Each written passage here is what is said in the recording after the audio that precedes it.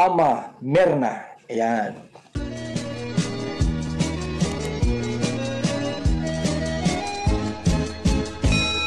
Hello, good morning. Ayan, magbibigay muli ako ng reaction yung tungkol sa love team na Jomcar. Nako, napakainit po talaga ng love team na yan. Viral na viral ngayon. At patok na patok ang love team na yan, ang Jomar at Carla. Marami kasing umaabang dyan eh.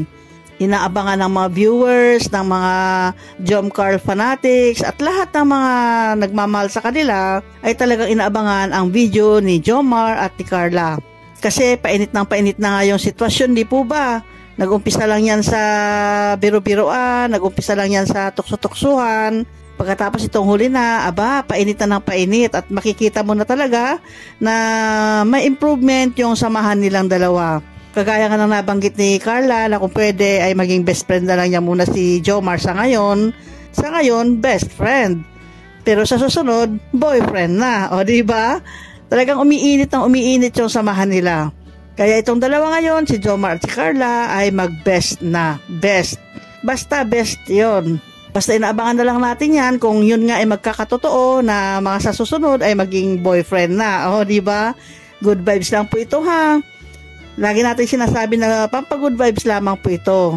Pero kung totoo o totohanin man nila ay walang masama naman yon kasi parehas naman silang free. Walang girlfriend si Jomar, binanggit niya noon nakaraan. Tapos wala ring boyfriend si Carla. Kaya kung magkatotoo man na silang dalawa ay maging sila na nga, ay hindi naman masama yan. Basta importante lagi sinasabi ni Kalinga Prab na huwag magbabago dapat si Carla. Kung paano siya nakilala noon na malambing, mabait, ay dapat ganun pa rin siya, hindi magbabago ang kanyang ugali. Baka mamaya pag medyo may kaya-kaya na ng konti. Nako, mahirap yan pag nagbago yan. Mahirap, di ba? Yung parang magmamalaki ka na, hihiwalay ka na, isipin mo na kaya mo na, mahirap yung ganon. Pero kay Carla, palagay ko hindi naman siya ganyan. Laging pinapaalalahanan niya nila Kalinga Prab na sana si Carla ay huwag magbago. Nag-oo naman si Carla. Pero itong huli nga, si Jomar, na hot seat siya. Nako, si Kuya Nel, naging boy abunda siya nung time na yon kasi sinala si Jomar sa isang hot seat.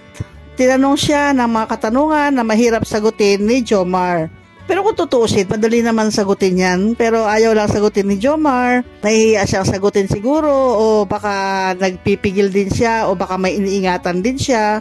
Kaya hindi muna niya sinasagot yung mga tanong ni Kuya Neil. Ano nga ba yung tinanong sa kanya ni Kuya Neil? Bakit hindi makasagot si Jomar? Ito panoorin po natin. Ay bro, maraming nagtatanong. Bakit daw wala ka dun sa birthday ni Dara? Sa birthday ni Dara. Bali, may intindihan po kasi akong special occasion din po ng relatives po namin. So, kinailangan din pong umuwi po sa Naga.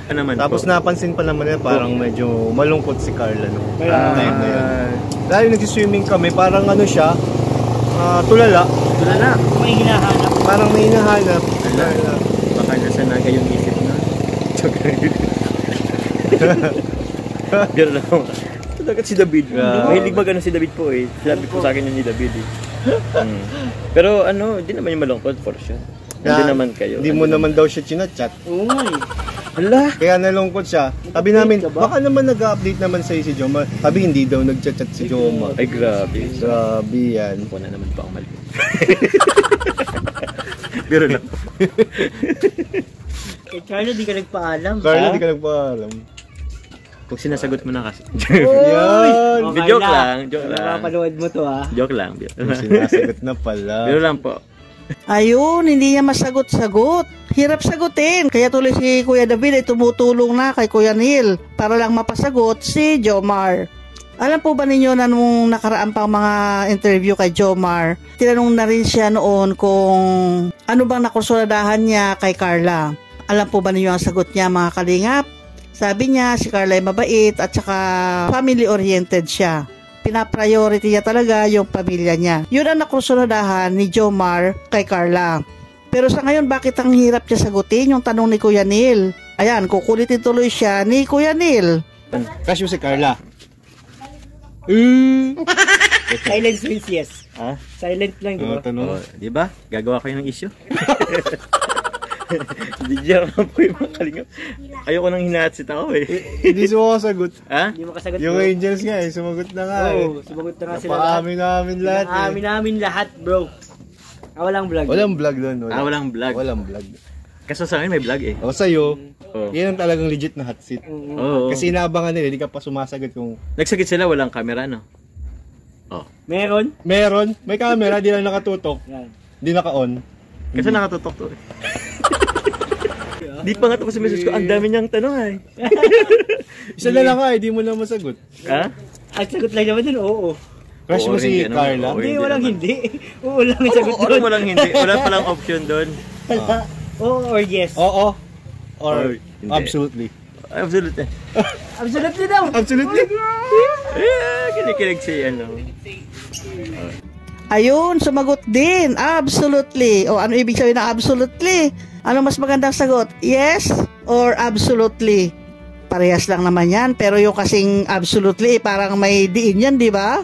May force yan eh. Na talagang mas magandang pakinggan. Na agree siya. Na totoo. Na yes. Ganon. Kaya yun ang sagot ni Jomar. Alam na this. Alam na this. Crush mo Oo, si hindi, ano, Carla? oo, Hindi, hindi walang naman. hindi. Oo lang ang sagot Ano doon. walang hindi? Wala palang option doon. Oo or yes. Oo. Or Or hindi. absolutely. Absolutely. Absolutely daw. Absolutely? Kinikilig si ano.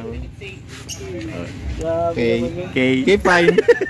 Okay, Dito fine. lang po ninyo mapapanood. Dito nyo lang mapapanood ang mga revelation na ganyan sa ating channel. Salamat po muli sa inyong panonood. Hanggang sa muli. Bye-bye.